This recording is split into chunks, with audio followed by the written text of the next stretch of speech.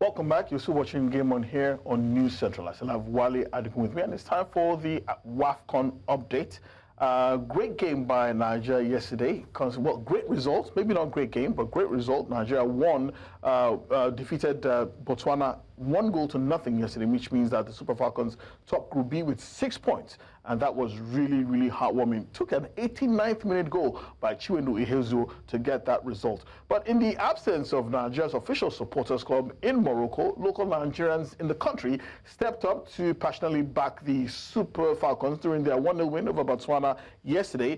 Drumming, chanting, dancing, they brought life to the stands and urged the team to victory. Some fans have appealed to the Nigerian Embassy to support their efforts in mobilizing more Nigerians to future games, insisting that the players deserve greater backing. However, concerns over security surfaced after a fan ran onto the pitch unchallenged to celebrate with the players yesterday, raising questions about CAF and the host nation's matchday security. News Central's Onyinyechi Obaro has more.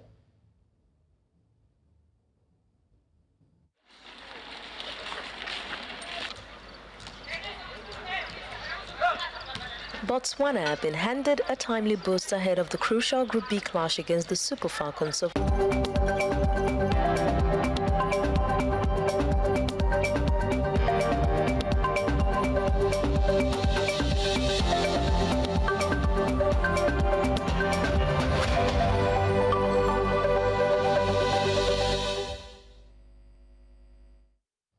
Right, small mix-up regarding that package. We'll be getting it very shortly. But Wale, good performance, well, good results by, I keep saying good performance, but good performance by the fans who cheered the Nigerian team non-stop and ensured that they finally got that goal that was counted yesterday.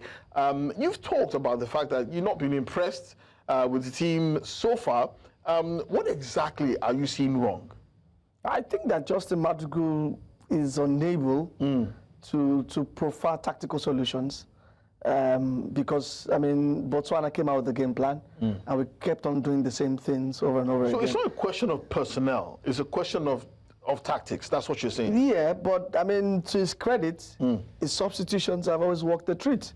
He's made back-to-back halftime substitutions and those players have made an impact, so that's credit to him. Yesterday again, Ihezuo came on, Esther Okoronko came on, and I mean, they combined for the late winner. Same also happened when they combined for the third goal against Tunisia in the opening game. So maybe that's credit to him. But in game, I mean, what happens when the ante is upped, you know, when we play against stricter opposition? I do agree with you. I thought they were strangely unable to neutralize Botswana's energy and aggression. I thought that was... just couldn't break them down. Yeah, we just kept doing the same thing. Couldn't create clear-cut chances. I mean, Botswana went to the halftime break with more shots on target than the Falcons. So I will really be worried. And like I said yesterday, we've seen a couple of other countries, you know, play flexibly, score goals.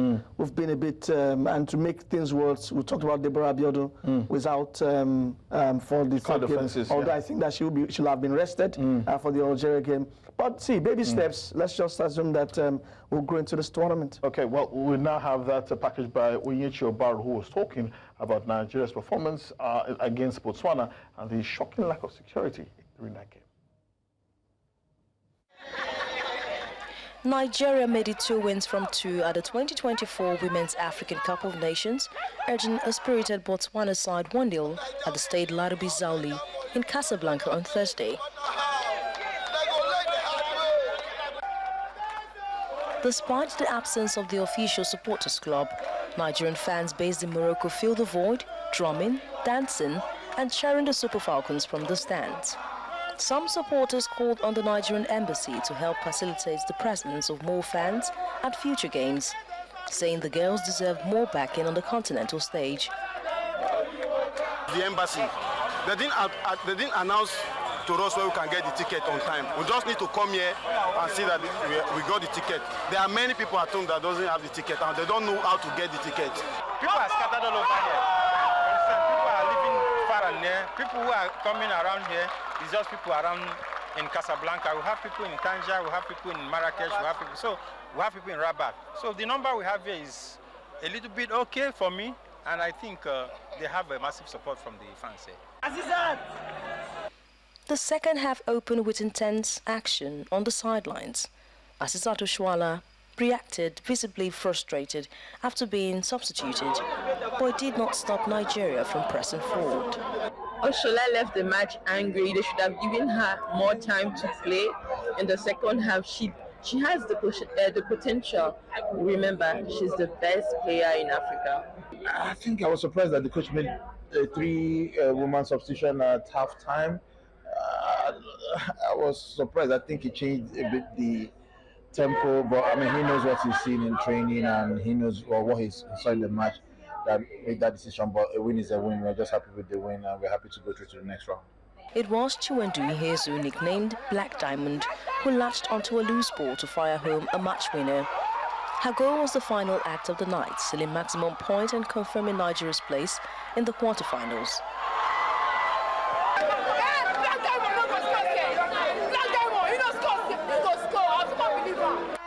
But the drama did not end there. A fan boldly invaded the pitch during celebrations, dancing with the team before returning to the stands without any security intervention. A moment that drew both laughter and questions about security at the tournament. Captain and woman of the match Rasheedat Ajibade had little to say post-match, while head coach Justin Madugu emphasized that the team remains a work in progress. Fought to the very end as a team. It wasn't an easy game. It was a very difficult one. But yeah, all thanks to my teammate, all thanks to the technical team, and all thanks to the supporters that came out to cheer us today. It's work in progress. We know what we are here for, and we're not, like I said, all the teams that are here deserve to be respected. They are all working hard and everybody wants to win their games. And most times, as the competition gets, as we keep making progress in the competition, obviously we must know that competition will be tougher. The opposition will be much stronger. We are quite ready for all that. As we get to every breach, we will know how to get over it. Botswana coach meanwhile dismissed criticisms over time-wasting tactics. Instead urged journalists to show more respect to his players' effort. I think it's time we put some respect on Botswana. We are never go to the game to delay the game. We have the quality to compete. Did we compete? Yes. Did we win duels? A lot of them. So we need to put the respect on Botswana. We don't delay the game. We plan for the game. With the quarterfinal ticket already secured, for the fans in Casablanca, it's a mission almost accomplished. We really dominated the match from the beginning, only that they had a very good defense, but last, we did something. In fact, I'm really grateful. Well, I've seen like 4 or 5 games. But we're being joined by Onyinyechi Obaro in Casablanca. Onyinyechi, thank you so much for joining us tonight. Well, I'm sure a lot of Nigerians will be particularly happy in Casablanca after that late goal by Chiwendu Ihezu. But we must not fail to recognize the fact that there was what was an obvious security breach in that game. Have the organizers said anything about that particular incident that saw a fan run from the stands into the pitch, celebrate with the players, and run back unchallenged? Have the organizers said anything?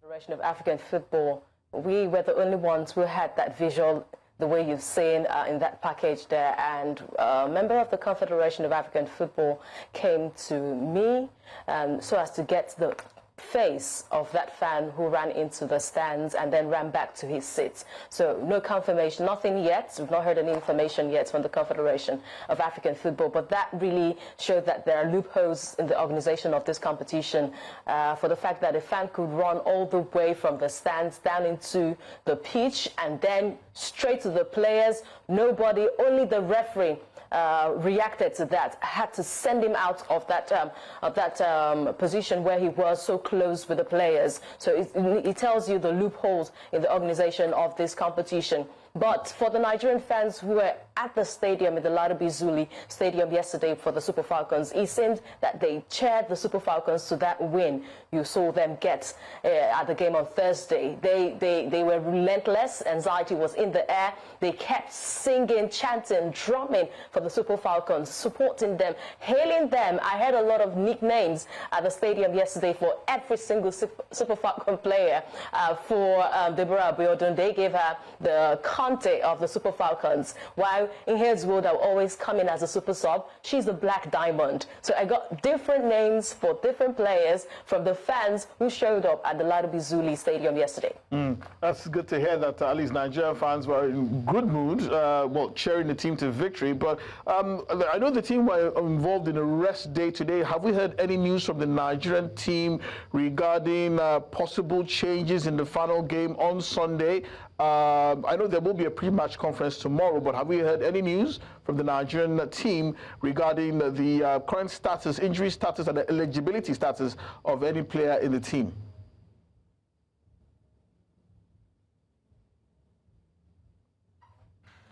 We've not gotten any concrete information. Yes, they had recovery training today, which unfortunate that they had to drive 2 hours away from their hotel down to the training center because their hotel do not have a gym, which should have been the perfect place where they would have their recovery, or even a swimming pool to have a recovery over there. So they have to drive 2 hours down to the training center. Of course, there is a training pitch at the Larabi Zuli Stadium, but that pitch is an AstroTurf, and they could not train AstroTurf over there. They have to train on natural grass, and that's the reason why they were given that distance to go for a training. So nothing yet, but from the confirmation we got from the media officer, all member of the team is in good condition, no knock. Only Deborah Abiodun, who has got 2 cautions right now, she will not be available. It's confirmed that she will not be available in that game against Algeria. We're hoping that that will be the only change we'll get to see in the starting lineup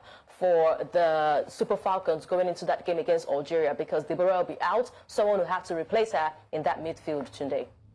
Well, Onyinyechi, Obaro, thank you so much for joining us tonight, all the way from Casablanca. We're looking forward to report tomorrow when the customary pre-match press conference takes place. Well, thank you so much for joining us all the way from Casablanca tonight on Game On. Wale, shocking scene. Fan ran from the stands onto the pitch, ran back unchallenged. Unhindered. It could have been worse. Oh yeah.